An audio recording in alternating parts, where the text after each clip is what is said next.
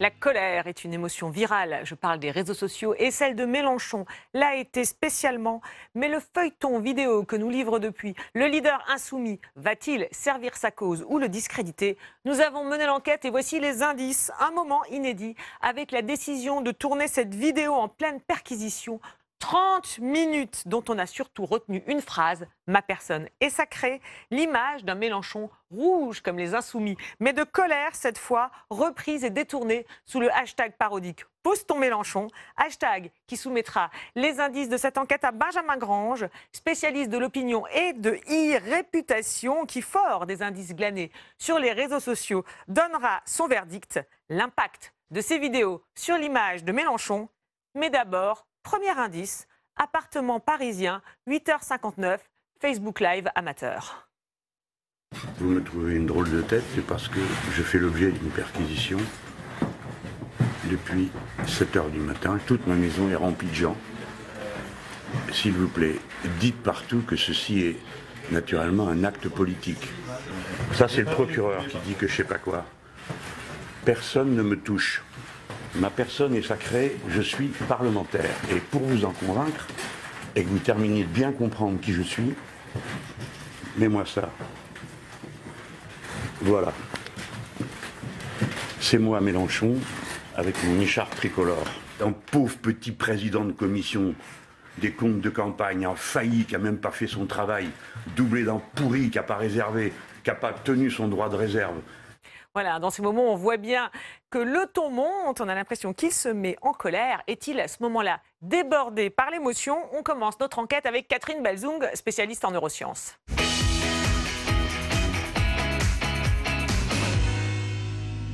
Catherine Belzung, bonjour. Bonjour. Vous dirigez le laboratoire de biologie des émotions à l'université de Tours. Alors la colère de Jean-Luc Mélenchon lors de cette perquisition, elle a été énormément commentée, des tombereaux de commentaires. Que pensez-vous de sa colère à ce moment-là en voyant débarquer les policiers chez lui, et le juge?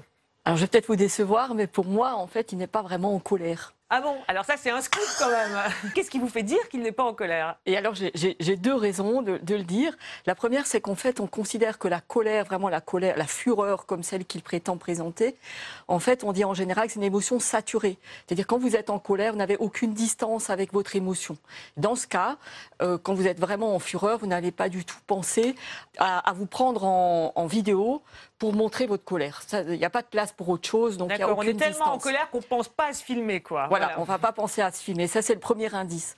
D'accord, même s'il le fait 2 heures après le début de la perquisition, en fait, il a eu le temps de redescendre, c'est ça? Voilà. Il a eu le temps de redescendre. Et le second indice, c'est qu'en fait, pour un spécialiste des émotions, pour nous, une émotion comprend différentes composantes. Bien sûr, il y a le ton que la personne peut prendre, il y a les gestes que la personne peut prendre, mais il y a aussi l'expression faciale qu'elle présente. Alors, le ton et les gestes, c'est quelque chose qui est sous un contrôle volontaire. Donc, en fait, on peut imiter un ton colérique ou bien on peut avoir des comportements colériques sans être en colère. Par contre, ce qui ne trompe pas, c'est l'expression faciale des émotions. Pour nous, il y a vraiment un décodage qu'on peut faire en regardant la position des sourcils, la position de la bouche, etc. Quand on regarde ces images... Et là, alors, elle dit quoi, son expression faciale? Alors, s'il n'est pas en colère, il est quoi? Alors, pour nous, il est surpris ou anxieux. Surpris ou anxieux, mais pas en colère. D'accord. Bon, alors, faut dire que ça, c'est le matin. Hein, il est encore relativement calme quand la perquisition a lieu chez lui. Par contre, l'après-midi, au siège des Insoumis, là, il a l'air vraiment très en colère.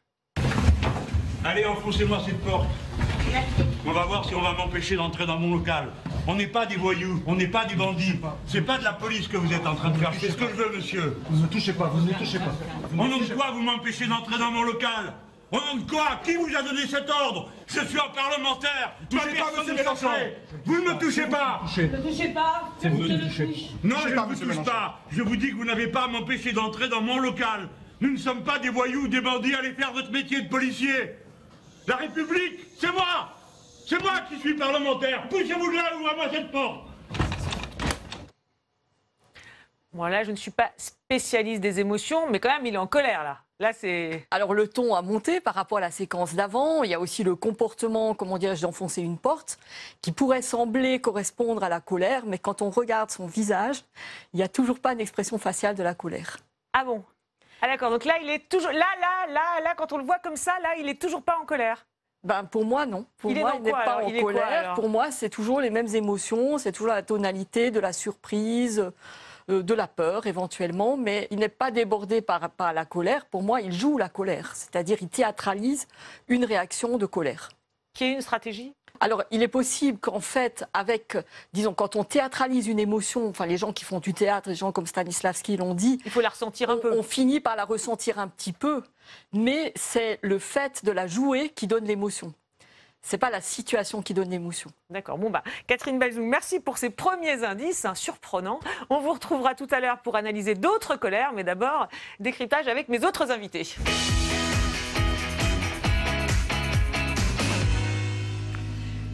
Alors Stéphane Courtois, historien et spécialiste bien connu de la gauche radicale, Anaïs Teuviot, politologue et spécialiste du militantisme en ligne. Stéphane Courtois, la neurobiologie, ce qu'on a entendu tout à l'heure, Catherine Belzoum considère que c'est de la stratégie et non de la colère, ces vidéos. Alors vous n'êtes pas neurobiologiste, mais qu'est-ce que ça vous inspire? Ça vous surprend ce qu'elle a dit? Ça ne me surprend pas du tout parce que moi, en tant qu'analyste historien, je dirais, et en plus vieux 68ard, or M. Mélenchon en est un aussi, il y a des éléments... Alors, les vieux 68ards se mettent en colère sans être en colère. Non, mais il y a des réflexes politiques qu'on retrouve de toute évidence. Alors, la première séquence, je suis d'accord. Moi, je pense qu'il a été sidéré d'abord, ça c'est clair. Et il est extrêmement calme. Et surtout, ce qui est impressionnant, c'est qu'il a immédiatement compris l'impact médiatique qu'aurait cette perquisition. Et il répond sur le même terrain, c'est-à-dire que médiatiquement, il s'empare de l'image et il la diffuse sur les réseaux sociaux. Et c'est une grande première. Il nous avait déjà fait l'hologramme, il nous fait maintenant la perquisition filmée en direct. Je pense que le procureur, lui, a dû être un peu sidéré d'ailleurs de cette affaire. D'accord, c'est la riposte trotskiste, quoi. Non, c'est ça, oui, oui, non, mais c'est tout à fait normal. Je veux dire, la politique, c'est un combat politique. Ça n'est pas un long fleuve tranquille, on n'est pas chez les bisounours. Surtout avec M. Mélenchon, qui quand même est un vieux militant d'extrême gauche, qui connaît très bien toutes ces méthodes. Et alors la deuxième séquence, justement, c'est vraiment, enfin, moi je l'aperçois comme une séquence classique d'agite-propre, d'agitation propagande. D'accord, c'est-à-dire... Il arrive, il est dans l'escalier, il commence son opération.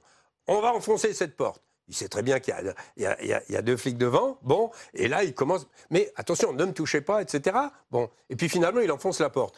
Je suis désolé de dire qu'en 68 et dans les années suivantes, des portes, on en a enfoncé des centaines au patronat français, partout. Donc, c'est vraiment... Et en plus, il est injustificatif, il rentre dans son local. Donc, l'objectif, c'est quoi? Et l'objectif, c'est de signifier qu'il ne se laissera pas faire.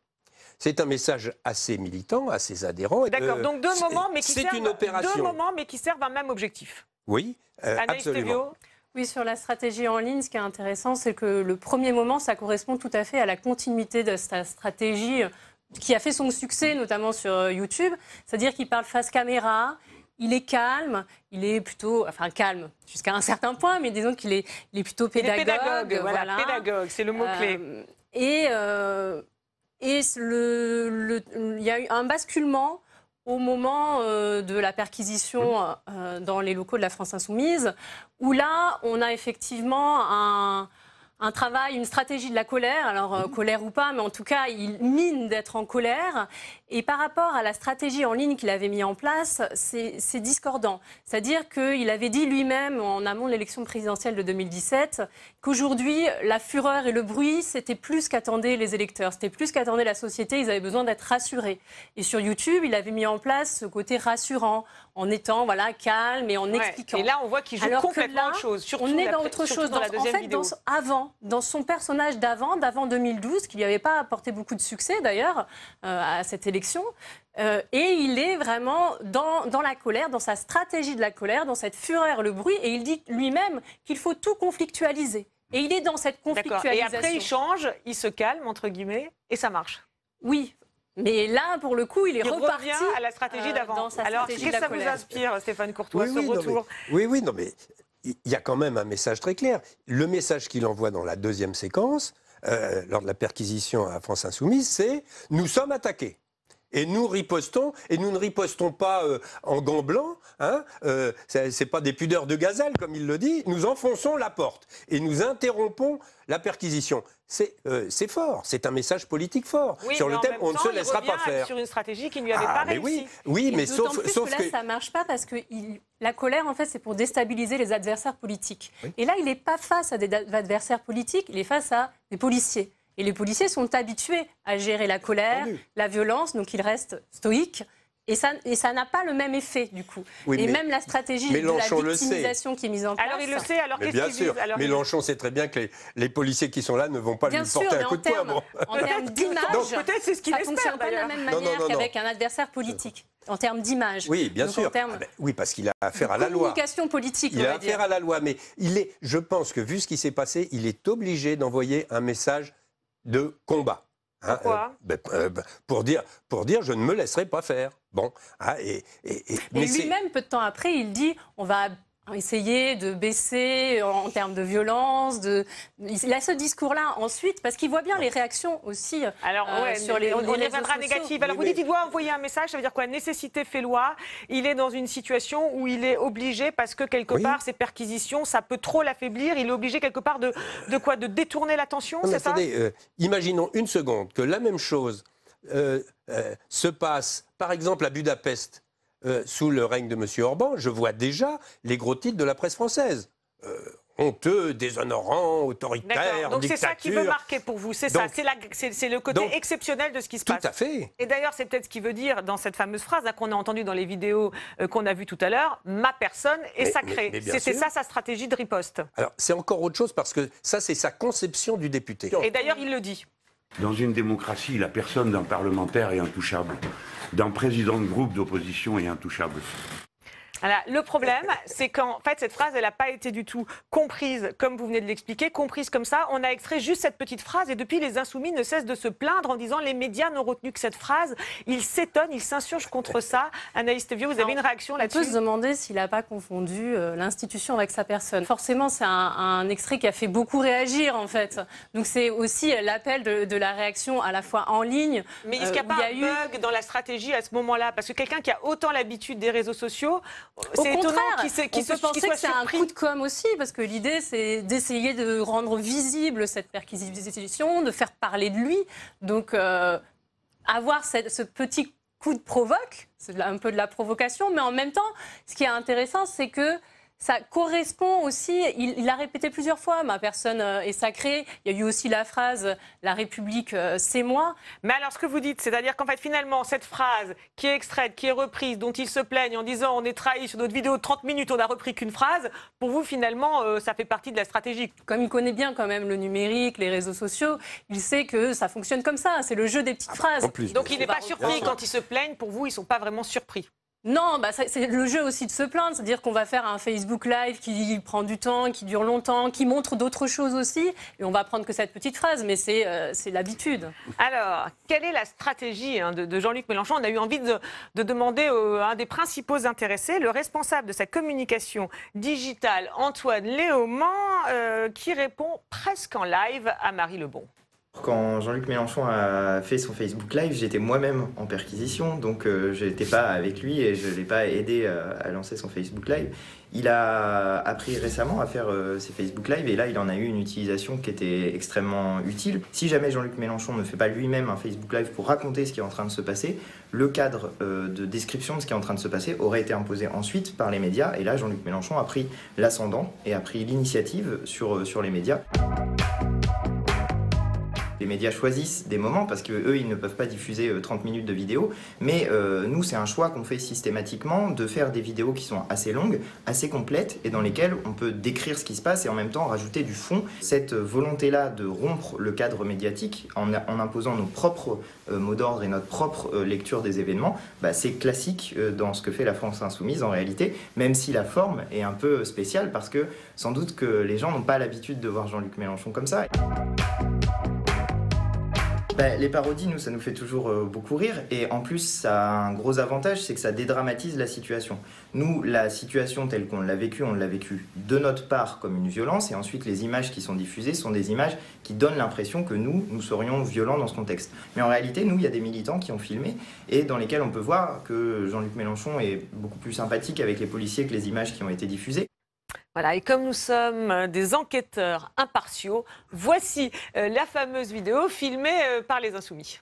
Ne touchez pas eux parce que les pauvres diables, ils font leur métier à la main. Allez, frappez-moi pour voir. Je ne frappe pas, il y a mon arme. Il y a votre arme, je ne vais pas vous la prendre si vous prenez votre arme. Non,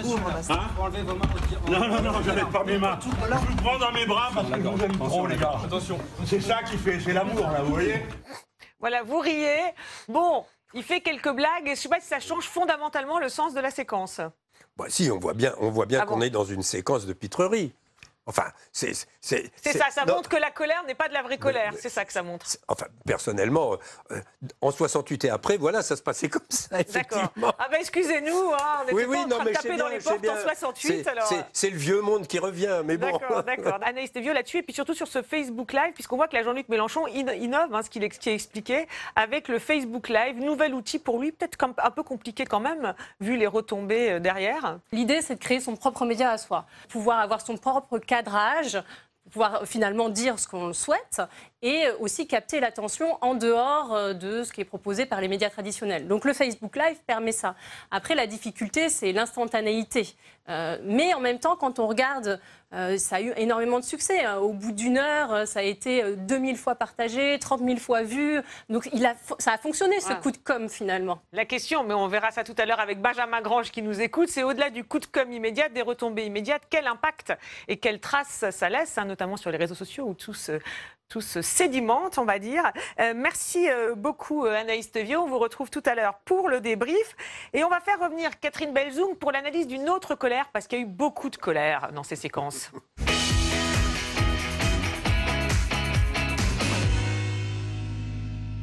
Alors, on avance dans les colères, hein, parce que vous parliez de la colère, tous les deux d'ailleurs, la colère, comment vous disiez, 68arde, la colère 68arde, c'est un concept qu'on va retenir. On est dans la colère 68arde, est-on toujours dans la colère 68arde avec les autres épisodes, comme cet échange assez violent avec une journaliste filmée par le Huffington Post. Comme vous disiez sur la 3 il y a quelques mois, quand vous pointiez les déboires judiciaires de Fillon et de Le Pen, que c'était une décadence de la République. Hein? Et alors, qu'est-ce que ça veut dire? Non, mais... Qu'est-ce que ça veut dire? C'est quoi votre question, madame? Je ne comprends pas ce que vous voulez. À quelle époque vous disiez qu'il n'y avait pas de respect? Quelle époque? Il y a 6 mois. Il y a 6 mois. Voilà. Qu'est-ce que c'était il y a 6 mois? Excusez-moi, je ne me rappelle pas. Au mois de mars, sur la 3, vous expliquiez... Ah, c'était la campagne électorale? Oui, mais vous disiez non, au mois de mars. À Fillon. Non, madame, vous ne savez pas de quoi vous parlez. Non, vous dites n'importe quoi. Quelqu'un a-t-il une question formulée en français et à peu près compréhensible? Alors là, il a l'air en colère, mais cette fois, il s'excuse. Et il peut arriver qu'on commette ici, là, une erreur ou une autre. J'en profite pour dire combien je suis désolé de cette histoire avec je ne sais quel journaliste. Je croyais qu'elle se moquait de moi parce qu'elle avait pris un accent marseillais et que je suis élu de Marseille. Et je lui ai répondu en imitant l'accent. J'ignorais qu'elle l'était elle-même et que c'est son accent. Alors on pourrait dire hein, une attaque, des excuses, je ne sais pas, match nul. Eh bien non, car Jean-Luc Mélenchon, dans un nouveau Facebook Live, repart en guerre, on peut le dire, contre les journalistes, certains journalistes. Donc France Info a démarré sur le ton, la mystérieuse Sophia Chikirou, les cons de la campagne trop chère. Ah, ça tombe mal, c'est la moins chère des 5. Donc ils ont l'air de ce qu'ils sont, c'est-à-dire d'abrutis. Quand vous pensez qu'un type comme Apathique est payé 30 000 € par mois, hein, d'accord ? Ça veut dire 1 000 € par jour. Il trouve que c'est trop cher. Lui qui est juste là à lire un prompteur, il trouve que c'est trop cher. 600 € par jour, qui est le tarif le plus bas de la profession, qui a été demandé par Mediascope. Quand vous avez un fichu journaliste qui s'en va faire un truc, vous savez, comme ils font dans les supermarchés, les journalistes, ils vont dans les supermarchés pour faire des promotions, pour vendre des frites, des barquettes, des choses comme ça, eh ben c'est plus de 1 000 € l'heure. Et ces gens-là viennent nous donner des leçons et dire que c'est trop cher ce qu'on fait. Relayez sans arrêt. Pourrissez-les partout où vous pouvez. Voilà, bon, on souriait, hein, mais bon, voilà, ça n'a pas fait sourire cette vidéo et notamment Radio France. Alors cette fois-ci, Catherine Belzoum, nous on va s'en tenir aux émotions là. Hein. Est-ce qu'il est vraiment en colère là ? Oui, si on prend cette dernière séquence, en fait, si on reprend notre grille d'analyse des expressions faciales, une colère, normalement, vous avez les sourcils qui sont baissés et puis l'espace entre les deux yeux qui se contracte. Là, il présente vraiment cette expression qu'il ne présentait pas dans les premières vidéos. Donc là, par exemple, on voit très clairement cette expression et c'est une expression qu'on ne peut pas faire sous un contrôle volontaire. On ne peut pas commander ça. Et alors, vous avez une explication. Premier jour, on disait, il surjoue un peu la colère. Et puis, au bout de 3 jours, là, on est à 3 jours. C'est quoi? Il est nerveusement affecté, il se maîtrise moins bien, ça commence à lui peser. Vous avez une explication? Oui, peut-être qu'il est fatigué, peut-être qu'il en a assez de cette séquence, je ne sais pas trop. Bon, pour trouver des explications, on va demander à Stéphane Courtois. Mais en tout cas, vous dites cette fois-là, il est vraiment en colère, il y a un changement. Stéphane Courtois, est-ce que vous expliquez, notamment peut-être à travers les propos qu'il tient, où est-ce qu'il se passe le changement? Alors parce que là, on n'est plus justement dans la stratégie, c'est ça? C'est ce que semble suggérer Catherine Belzoum? Alors là c'est une toute autre séquence, c'est Mélenchon face aux journalistes. Ouais. Alors, ça n'est pas nouveau, ça c'est un vieux feuilleton. Oui, mais alors on pourrait dire que... Oui, c'est un vieux feuilleton, mais alors il y a quand même quelque chose de nouveau. Dans un feuilleton, il y a toujours des épisodes inédits. Mais là, est-ce qu'il n'y a pas Mélenchon qui part à droite quand même? Parce qu'en attaquant l'accent d'une journaliste, on pourrait se dire c'est pas la rhétorique habituelle de l'extrême gauche, est-ce qu'il n'est pas dans autre chose? Souvenons-nous de Georges Marchais et du Parti communiste des années 79, 80, 84. Le Parti communiste faisait des campagnes effrénées contre l'intox, etc. D'accord, mais sur l'accent, etc., il est dans son registre habituel. Alors, sur l'accent, je suis désolé parce que moi, j'ai entendu cette séquence à la radio et j'ai effectivement cru que la journaliste s'était moquée de lui. D'accord, bon, vieux match. Là, D'accord. Bon, il s'est excusé. Encore qu'il s'est excusé en disant une certaine journaliste. Bon, d'accord, donc vieux match, mais nouvelle séquence. Alors en quoi c'est nouveau? Puisque Catherine Belzoum posait la question. Là, par contre, sur les dernières vues qu'on a vues, quand il attaque à Paty, c'est-à-dire une attaque ad hominem, hein, et là, alors il y a de la colère, là c'est certain, parce que depuis plusieurs jours, les journalistes lui tombent dessus, bon, et en particulier France Info. Bon. Mais alors ça veut dire qu'il n'est plus dans la stratégie, il a perdu la stratégie. Là. Il est en partie, je pense que là, il y a un problème personnel. C'est-à-dire qu'il se sent attaqué personnellement par des gens contre qui il ne peut pas répondre, puisqu'il n'a pas à sa disposition France Info, France Inter, etc. Et donc, il rentre dedans. Carrément. Et il rentre dedans méchamment, parce que l'attaque sur Paty, c'est en dessous de la ceinture. Et en même temps, il sait très bien que ça a un impact politique très fort. Parce que dans le pays, il faut bien dire qu'il y a énormément de gens qui... détestent les journalistes. D'accord, mais est-ce une raison? Oui, non, mais on sait bien, après, est-ce une raison? Oui, bon, bref. Et malheureusement, je le constate. Alors, on va voir justement quelle trace cela a laissé, quel impact cela a sur l'image de Jean-Luc Mélenchon avec Benjamin Grange. Et je prends mon verre. Alors, Benjamin Grange, bonjour. Bonjour. Vous avez suivi ce qui s'est dit depuis tout à l'heure. Un mot pour résumer peut-être ce que vous avez entendu avec votre regard, puisque vous êtes un spécialiste de l'opinion, de la e-réputation, de la réputation en ligne. Qu'est-ce que ça vous inspire, ce que vous avez entendu? Toutes les images que vous avez vues montraient le tribun Jean-Luc Mélenchon avec sa forme et son côté théâtral qui est très apprécié. Et on s'est interrogé sur y a-t-il une véritable colère ou pas. Et on verra que d'ailleurs, la réaction des internautes n'est peut-être pas totalement celle qu'on imagine. Et d'ailleurs, on peut peut-être regarder cette première photo que l'on a fait des émotions qui sont sorties autour de la journée du 16 octobre. D'accord, parce qu'il y a la réaction, il y a l'émotion de Mélenchon, puis il y a l'émotion des gens qui regardent les vidéos de Mélenchon. Donc le 16 octobre, c'est le jour de la perquisition. Voilà, on voit derrière vous un nuage d'émojis, donc qui synthétise l'expression des émotions sur les réseaux sociaux. Je traduis pour ceux qui ne passent pas leur temps avec les émojis. Et alors on voit l'effroi, le rire et le point rouge. C'est quoi alors? Et on retrouve, tel que vous l'avez évoqué avant, cette forme de stupeur ou de stupéfaction face à l'événement. Et puis très vite, et donc ça c'est l'émoji avec cette tête d'effroi. Le deuxième émoji qui est très fort, c'est ce fameux point rouge. Alors ce point rouge, dans le langage codé, ça veut dire copier-coller. Et là, on est vraiment dans le message militant. Il faut relayer auprès de l'ensemble des partisans le message de Jean-Luc Mélenchon sur le fait que cette perquisition, etc. Mais il y a quelque chose de surprenant, c'est le rire. C'est ça moi, qui m'a surpris personnellement, c'est vrai, de voir ces réactions de rire. Et le troisième, qui est bien au centre, vous l'avez vu, c'est je dirais, cette icône avec du rire. Et finalement, ça traduit quoi? Ça traduit qu'il y a eu un basculement dans cette journée, il y a eu un basculement dans le moment où il parle de lui-même et il sacralise finalement sa personne. La fameuse phrase « ma personne est sacrée ». Parce que, évidemment, une fonction peut être sacralisée, mais évidemment pas une personne.